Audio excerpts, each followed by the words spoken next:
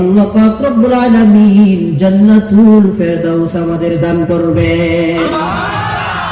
এর মধ্যে এক কাজ হলো না কামল, কারণ আল্লাহ পাক রব্বুল আলামিন পবিত্র কোরআনের মধ্যে আল্লাহ পাক রব্বুল আলামিন বলেন, ওয়ামা খালাকতুল জিন্না ওয়াল ইনসা ইল্লা লিয়াবুদুন।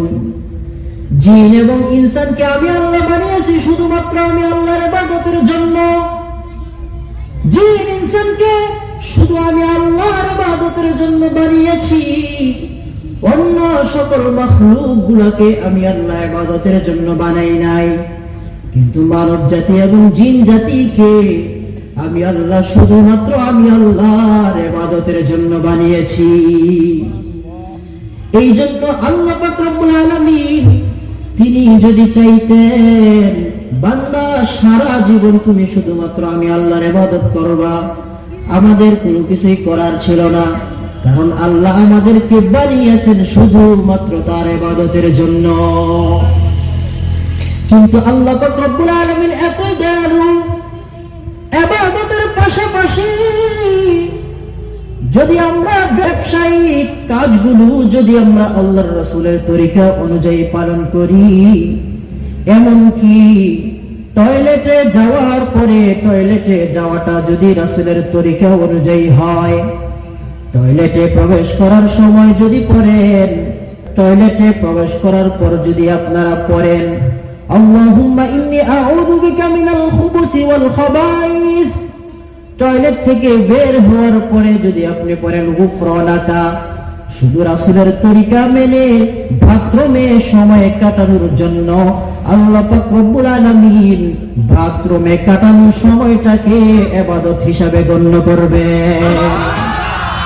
আল্লাহ পাক রব্বুল আলামিন ইবাদতের জন্য আমাদেরকে বানিয়েছেন, কিন্তু আজকে আমরা ইবাদত করতেছি না। ইবাদত এত দামি জিনিস, কাল কিয়ামতের ময়দানে একটা নেকির জন্য নিজের প্রিয় মানুষগুলোর কাছে যাবে, কিন্তু একটা নেকি দেওয়ার জন্য কেউ সেদিন প্রস্তুত থাকবে না।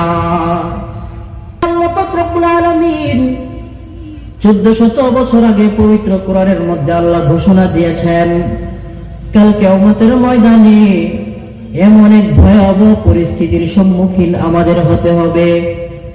আপনারা জানেন যে করোনা ভাইরাসের সময় আমাদের শিক্ষা হয়েছে, নিজের আপন বাবা মার লাশ হাসপাতালের বারান্দায় রেখে সন্তান চলে গেছে।